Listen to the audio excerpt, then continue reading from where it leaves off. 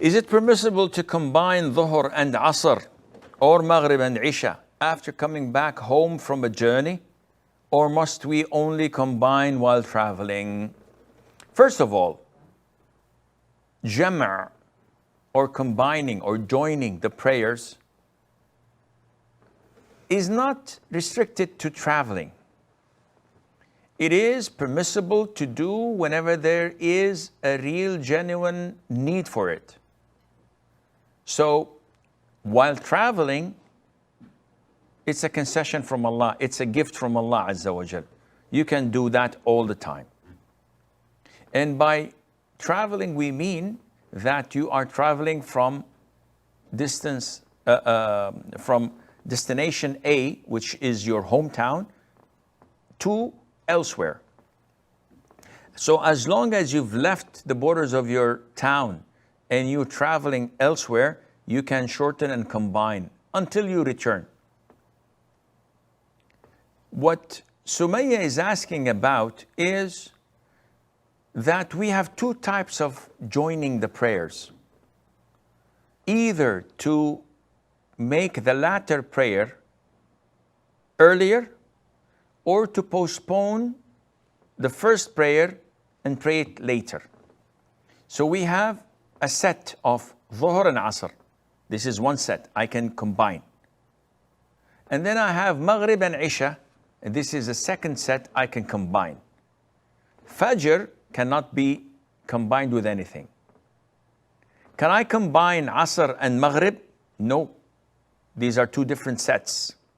So Dhuhr and Asr, Maghrib and Isha, two different sets. One form of joining is to pray the latter at the time of the first. So the adhan of Dhuhr has been called. I pray the Dhuhr, I finish it, and then I pray Asr afterwards. One says, Sheikh, but the adhan of Asr is in 2.5 hours from now. I said, no problem, this is joining. The second way of doing it is the adhan of Dhuhr has been called, I don't pray Dhuhr. And I postpone it until the Asr adhan is given. Once the Asr adhan is given, I can pray Dhuhr first, then after that, I can pray Asr afterwards. Same thing goes with Maghrib. I can pray Isha at the time of Maghrib, or I can delay Maghrib and pray it at the time of Isha. Sumaya, what you're asking about specifically is that let's assume I'm traveling from Medina to Jeddah. It's a 4-hour drive approximately. On the road, Maghrib is cold. The sun had set, and I still have 2.5 hours to reach Jeddah. Should I stop and pray Maghrib? This is an option. You can stop, pray Maghrib 3 rak'ahs, and then pray Isha 2 rak'ahs afterwards because you're still a traveler. But if you don't want to stop, it's night time, it's dark, and you don't feel safe. So you want to reach home at Jeddah. You can do that. But I'll reach Jeddah at 10 o'clock in the evening, way after Isha adhan. No problem. Once you reach Jeddah, you pray 3 rak'ahs of Maghrib. Is this qada, Sheikh? No, it's not qada. Because you have the right to combine due to being a traveler.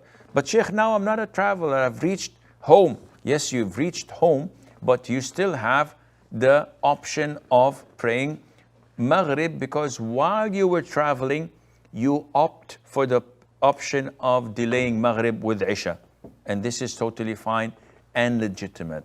Therefore, you pray 3 rak'ahs Maghrib and follow that by 4 rak'ahs of Isha because you're not a traveler anymore, so you don't shorten prayers. So I hope this answers your question. But one more point is that a lot of the people take joining prayers easily. So people who commute from the city to the suburbs on work assignment, or this is their job, their routine, they travel like 30 or 40 kilometers on and off. They combine, and this is wrong. You have to pray on time.